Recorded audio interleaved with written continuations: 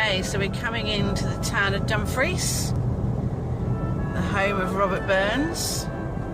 Going to have a look at all of his historical areas, take a walk along the Nith. So, yeah, it should be fun. There we go. Welcome to the town of Dumfries. Okay, so we're driving into the town of Dumfries. Dumfriesshire. It's a lovely sunny day. Looks like a nice town. Okay, so we're in Dumfries. We're in the Cairndale Hotel. And come join me. Let's have a look at what this place has to offer. All the different museums, Robert Burns, Peter Pan. Really looking forward to having a look around here. Come join me. Let's have a look. Okay, so this is the Theatre Royal. Robert Burns used to attend here quite often. It's still a working theatre, so he used to go there all the time. And it's just down the road from the Odeon. The Odeon is just here. And it's on Shakespeare Street. Lovely little theatre.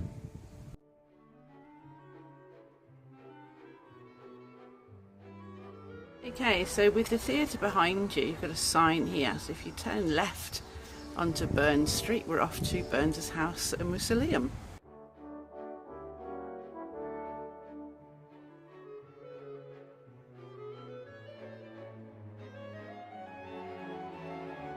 Okay, so we're right opposite Burns's house. They've got a lovely plaque here.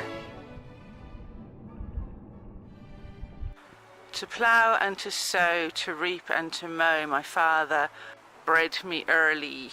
Oh, Robert Burns at the plough. Here's another one, Tamashanta. And this is the Robbie Burns house over here. We're going to have a look inside. Robert Burns and his family moved to this house in 1793 from the Wee Vennel, now Bank Street. Here he continued to write his songs.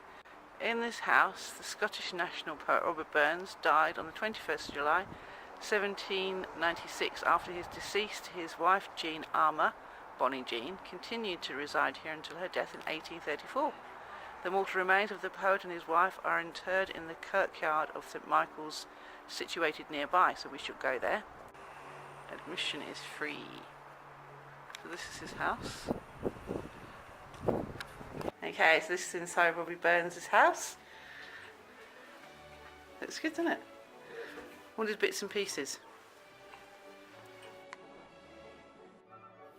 This is the kitchen. Really nice kitchen. I wouldn't mind having a stove like that. Well, I wouldn't mind having the bits and pieces of it. Look at that great pot. Very nice. Nice large size kitchen too. Nice and cool in here. And I guess this would be the pantry or larder. Yeah, there's the butter patties. And the churner for churning butter. Very nice. And the broomstick.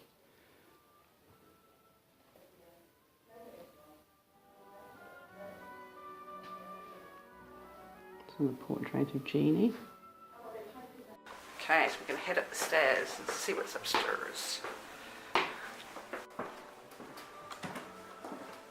Okay, so this is the bedroom of Robert Burns. This is where he passed away. That's his wife over there, Jeannie. It's a nice room. It's quite a large size room actually. There's a cot there. A lot of things were auctioned off to help the family afterwards.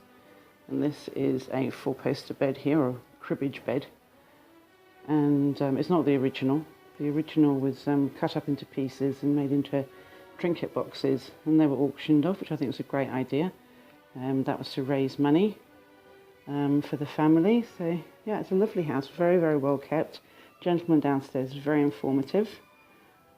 Any questions you need to know about Robert Burns, he's very happy to oblige.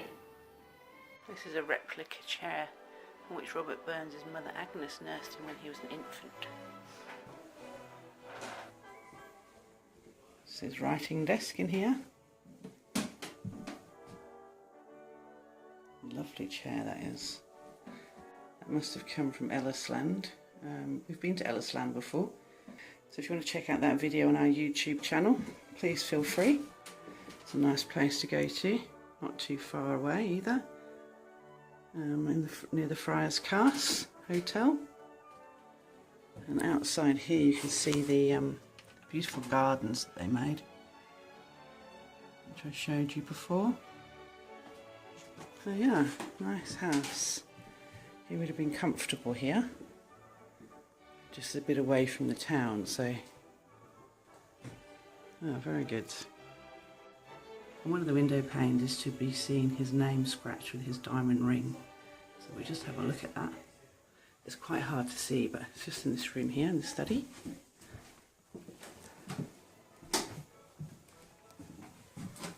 So that's it, just there.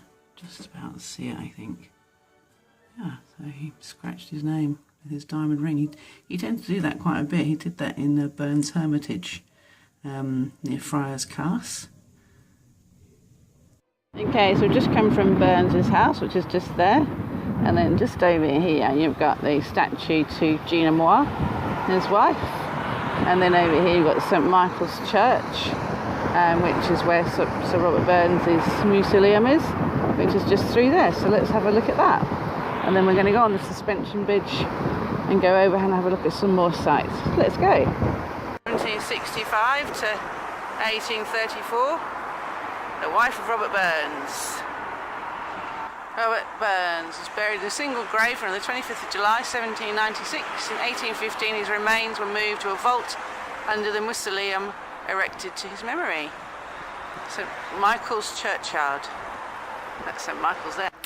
There's the mausoleum there in the distance of the graveyard, or kirkyard as they like to call it in Scotland. So we'll make our way over there.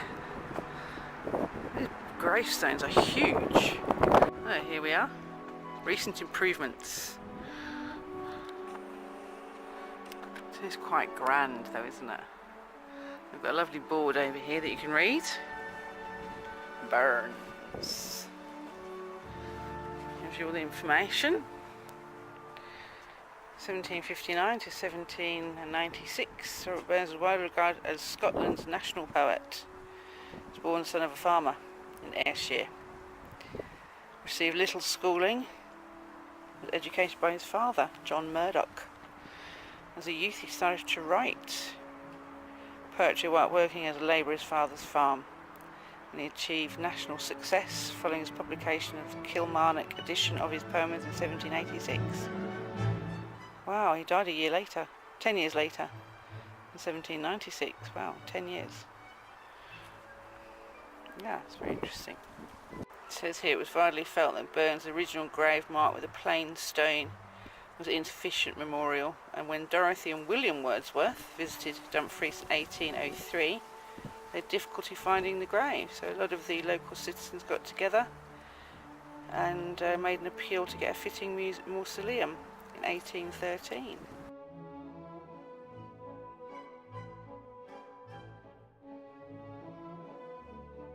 Right, so there's his grave. Memory of Robert Burns, died 1796 at the age of 37. He was very young.